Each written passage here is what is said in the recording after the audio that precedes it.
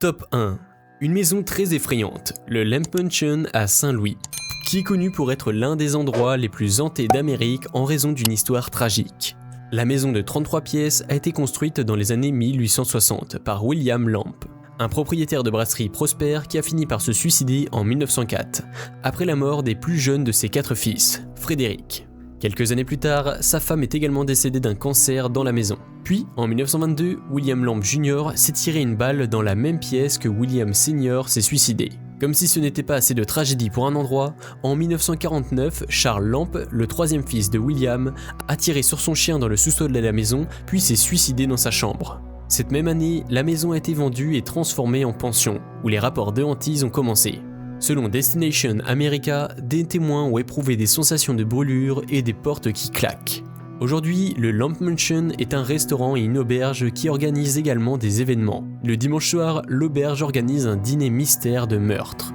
Top 2. La maison du meurtre de Villisca Heights à Villisca, Iowa.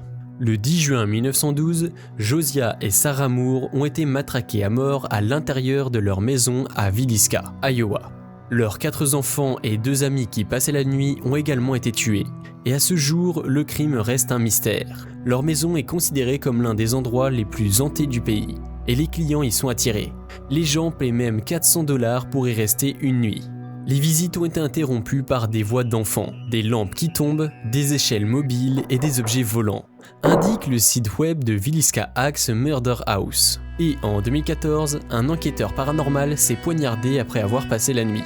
Top 3. Maison Jean Harlow à Los Angeles, Californie. Los Angeles est l'une des meilleures destinations pour la chasse aux maisons hantées.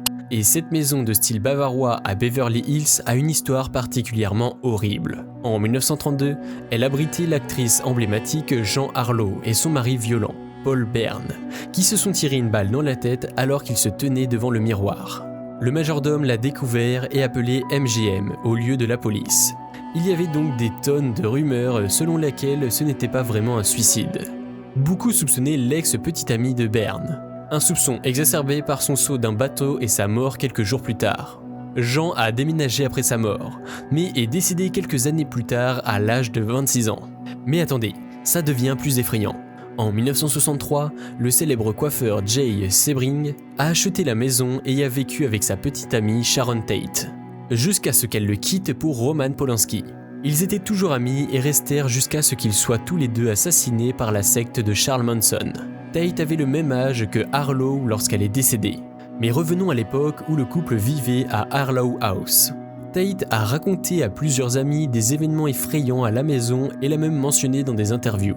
Par exemple, une fois, alors qu'elle dormait seule dans la chambre principale, elle a vu un petit homme effrayant. Ses amis disaient qu'elle croyait que c'était le fantôme de Paul Bern. Elle était tellement paniquée quand elle a vu le fantôme présumé qu'elle a couru hors de la pièce et a ensuite vu un cadavre sombre suspendu avec sa gorge fendue dans le couloir.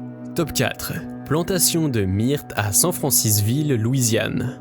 Myrtle Plantation fait aussi partie des maisons les plus hantées d'Amérique. Selon la rumeur, elle abrite au moins 12 fantômes différents. Construit en 1796, des histoires de fantômes sont centrées sur l'histoire d'une femme asservie nommée Chloé, qui s'est fait couper l'oreille après avoir été apparemment surpris en train d'écouter. Cherchant à se venger, Chloé a tué 2 des filles du maître en empoisonnant un gâteau d'anniversaire. Elle a ensuite été pendue par ses camarades esclaves, et on la verrait aujourd'hui errer dans la plantation avec un turban pour cacher son oreille. Top 5. Hôtel Cecil, Los Angeles, Californie. Plus maudit que hanté, l'hôtel Cecil du centre-ville de Los Angeles a une si mauvaise réputation qu'il a en fait changé son nom pour Stay on Main.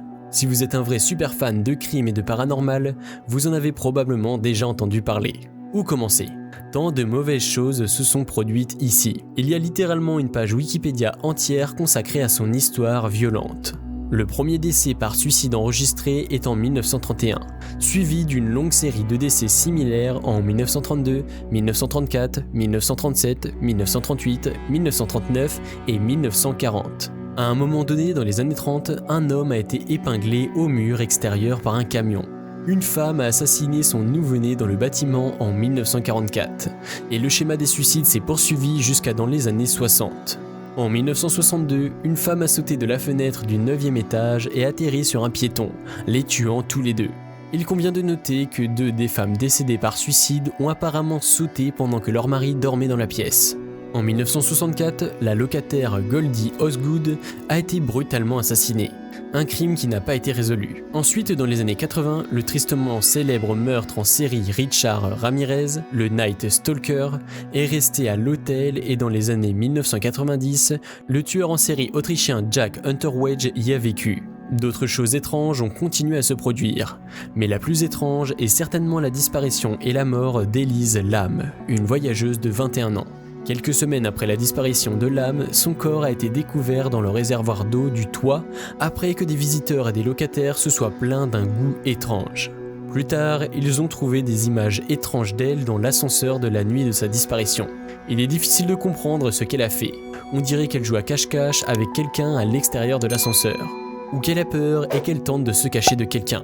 Mais les portes ne semblent pas se fermer. Les autorités ont jugé la mort par noyade accidentelle.